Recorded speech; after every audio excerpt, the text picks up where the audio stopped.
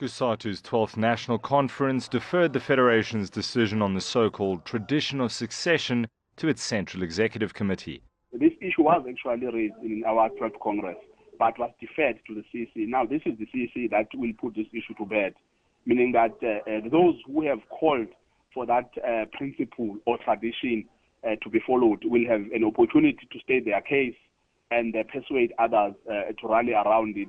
The ANC Women's League is unequivocal that a woman can and should take over the reins of the country, with current AU Commission Chair Nkosazana Dlamini-Zuma the likely candidate. Why do we think a woman cannot unite the country? Because one other thing that we must all understand is that South Africa have capable women who are leaders of the ANC in their own right. It's not just because they participate in the Women's League that we want them to lead the country. The governing party's Youth League says Cosatu and society are misled that any tradition of the deputy taking over from a president even exists. I understand that there is some form of confusion or some form of misleading that gets to happen in society. That the African National Congress has got a tradition that if you have been a deputy president, you become a president. That is not true. That tradition has no track record in the ANC. So that tradition, I don't know it. I don't know what people are speaking about.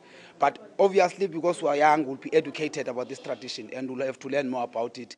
A lack of coherence within the alliance has led to bold statements from some of the affiliates as the succession debate continues.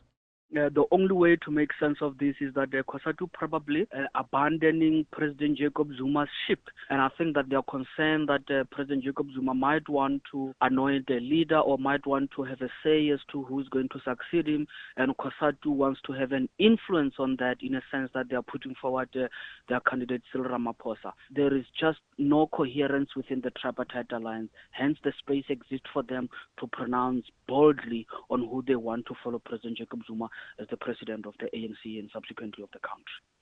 What is clear is that the various affiliates within the tripartite alliance are not speaking with one voice. Greater clarity from Cosatu is expected on just whom they expect to succeed President Jacob Zuma, as well as the general state of the alliance on Tuesday. Michael Appel, ANC7, Johannesburg.